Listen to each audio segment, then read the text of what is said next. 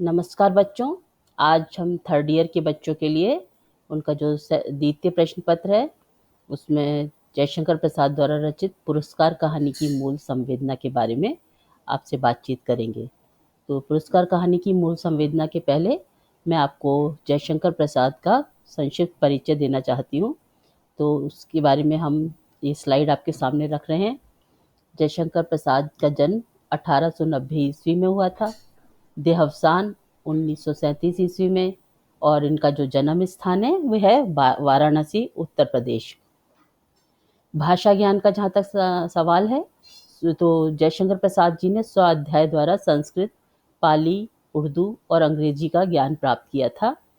जिन्होंने साहित्य की जिन विधाओं में इन्होंने अपनी रचना लिखी हैं वे हैं नाटक, कविता, कहानियाँ और निबंध आदि।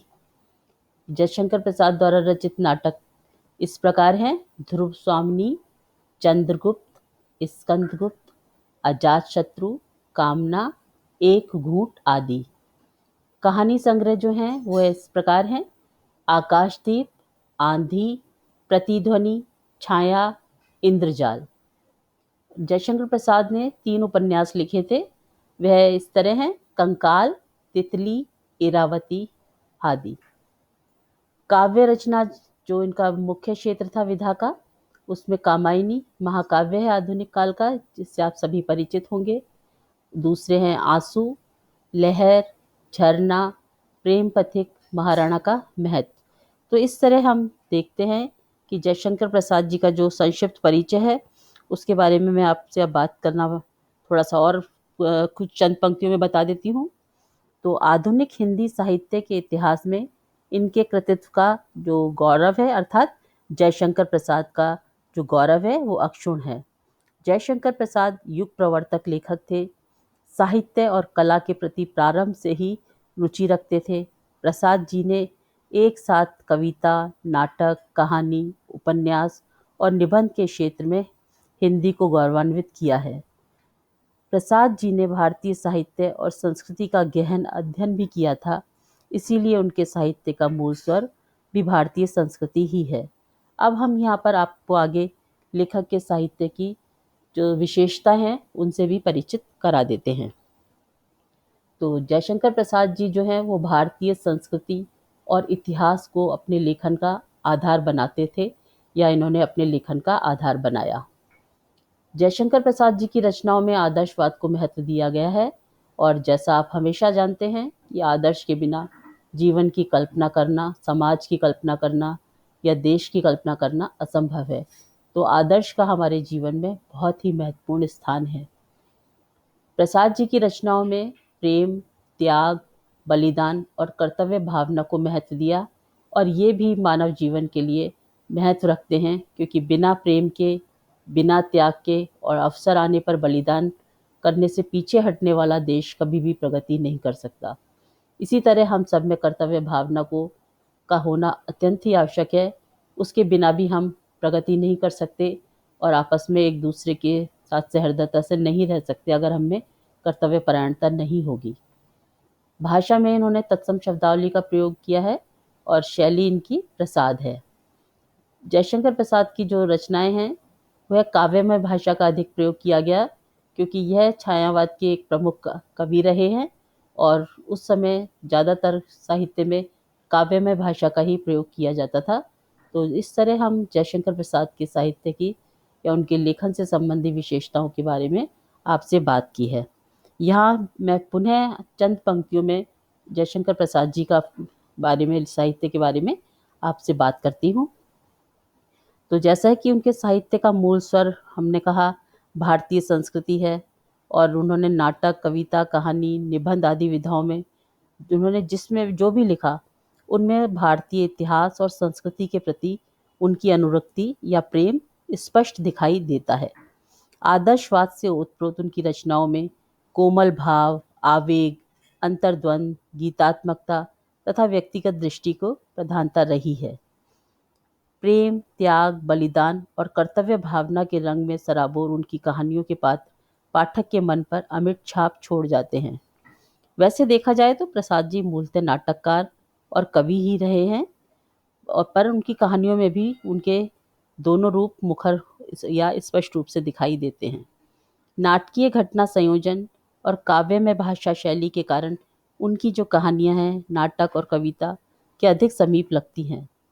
तत्सम शब्दों के प्रयोग से वे वातावरण का सजीव निर्माण करते हैं और उनकी भाषा शैली का अलग वैशिष्ट्य है।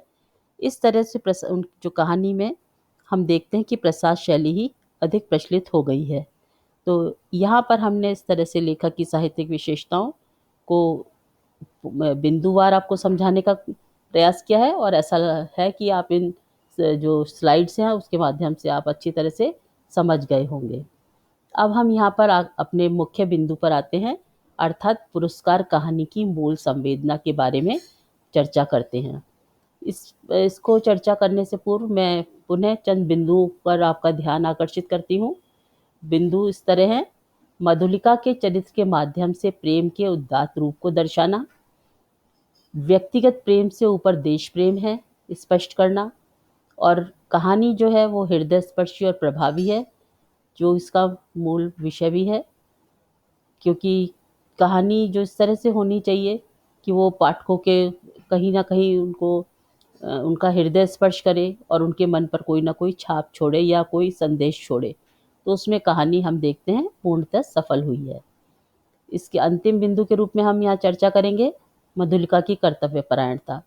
तो बच्चों, जब मैं इस कहानी के मुख्य मूल बिंदुओं की चर्चा करूंगी तो ये चारों बिंदु आपको स्पष्ट रूप से समझ में आने लगेंगे। उसके लिए ये आवश्यक है कि जब मैं आपसे बात कर रही हूँ तो आप ध्यान से कहानी की मूल संवेदना को सुनिएगा, तो आपको हर चीज़ स्पष्ट हो जाएगी। तो पुरस्कार कहानी हिंदी के प्रसिद्ध लेखक जयशंकर प्रसाद द्वारा लिखित कहानी है। मुख्य पात्र तरुण आयु की कन्या मधुलिका है, जो कौशल राज्य के एक वीर सैनिक सिंघमित्र की पुत्री है। सिंघमित्र ने पूर्व में अपनी वीरता से कौशल राज्य के सम्मान की रक्षा की थी। पुरस्कार कहानी की गणना हिंदी की श्रेष्ठतम कहानियों में होती है। अब हम देखते हैं कि जो कहानी का आरंभ है वो उस एक दृश्य से होता है, जब कौशल नरेश राज्य की परंपरा के निर्वाह के लिए प्रति वर्ष इंद्र की पूजा करते हैं। कृषि उत्सव के दौरान राजा अपने राज्य के लिए किसी किसान की भूमि का अधिग्रहण करते हैं और उसके एक दिन के लिए कृषि कार्य राजा स्वयं करते हैं और उत्सव के अन्य आयोजन समाप्त किए जाते हैं। उसी क्रम में इस बार मधुलिका का खेत राजा अधिग्रहित करते हैं और पुरस्कार स्वरूप मधुलिका को बहुत बड़ी धनराशि देना चाहते हैं। मधुलिका राशि लेने से इनकार कर देती है और वह कहती है कि वह अपनी जमीन खेत का सौदा नहीं करेगी। इस उत्सव में मगध का राजकुमार अरुण भी आया हुआ था और वह घटना को देख रहा था। पुरस्कार कहानी की नायिका मधुलिका के चरित्र के माध्यम से प्रेम के उदात्त रूप को प्रस्तुत किया गया है। वास्तव में देखा जाए तो मधुलिका हिंदी कहानी की एक सशक्त पात्र है। वह पाठकों के मानस को उद्वेलित करने की क्षमता भी रखती है। मधुलिका के इस आचरण से राजकुमार प्रभावित होता है। वह रात में मधुलिका की कुटिया में उससे मिलने जाता है और मधुलिका से कहता है वह उसकी सहचरी बन जाए और वह उसका खेत जो राजा ने अधिग्रहित किया था वापस दिलवा देगा। पर मधुलिका उसके प्रभाव को या जो प्रस्ताव राजकुमार देता है उसको ठुकरा देती है। कहानी में आगे राजकुमार को उसके देश से निष्कासित कर दिया जाता है, अर्थात निकाल दिया जाता है, और राजकुमार अरुण स्वयं शरणार्थी के रूप में मधुलिका की कुटिया में आता है। अरुण मधुलिका को इस बात के लिए राजी कर लेता है कि मधुलिका राजा से अपने खेत के बदले किले के पास वाली भूमि मांग ले, और साथ ही मधुलिका को लालच भी देता है कि वह कौशल पर कब्जा कर अपना शासन स्थापित करेगा और मधुलिका को रानी बनाएगा। क्षणिक भावावेश में राजकुमार की बातों में मधुलिका आ जाती है और किले के पास वाली भूमि राजा से मांग लेती है। अरुण अपने षड्यंत्र में लगभग सफल हो जाता है और कौशल पर छुपकर आक्रमण करने की योजना बनाता है। तो यहाँ तक मैंने बच्चों आपसे बातचीत करी है। अब मैं आगे भी कुछ अगली स्लाइड के माध्यम से आपको कुछ बिंदु बताऊंगी और फिर हम पुनः कहानी के आगे गति देंगे। तो इस कहानी का इतना भाग मैंने आपको स्पष्ट किया है। अब कुछ मधुलिका के चरित्र से संबंधित बिंदु को बताते हुए कहानी को हम आगे बढ़ाएंगे। तो यहाँ तक आपने समझ लिया कि मधुलिका राजकुमार की बातों में आ जाती है और राजा से अपने खेत के बदले किले के पास वाली भूमि को मांगती है और राजा सहर्ष उसे दे देता है। तो यहाँ पर मधुलिका के चरित्र को दर्शाते हुए ये बिंदु इस प्रकार है। मधुलिका की मनोदशा और द्वंद्व। दूसरा है आत्मग्लानि और पश्चाताप की अनुभूति। तीसरा, मधुलिका याद करती है कि परिवार और पिता ने के अतीत को याद करती है कि और उसके आत्म चेतना जागृत होती है कि पिता ने इस कौशल राज की रक्षा के लिए कितना त्याग किया था और वह अब क्या करने जा रही है। और अचानक उसको याद आता है कि वह देश के प्रति छल की भावना या विश्वासघात की भावना जो उसमें जागृत हुई है और वह स्वयं को धिक्कारने की लगती है। अंत में मधुलिका की न्यायप्रियता जो है पाठकों को इसके सामने प्रस्तुत की है जयशंकर प्रसाद जी ने, कि वे देश के प्रति भी कर्तव्य परायणता की भूमिका अदा करती है और अपने प्रेम जो उसे अरुण के प्रति अपने मन में जागा था उसके प्रति भी न्याय की भावना उसके मन में जागती है। और जब राजा कहते हैं कि आप मधुलिका बताओ तुम्हें क्या पुरस्कार दिया जाए, तो मधुलिका राजकुमार के बगल में जाकर खड़ी हो जाती है और कहती है जो दंड आप इन्हें दे रहे हैं वही उस दंड की अधिकारी मैं भी हूँ। तो इस तरह से अब हम इन बिंदुओं के आधार पर आगे मधुलिका को या उसके चरित्र को समझने का प्रयास करेंगे।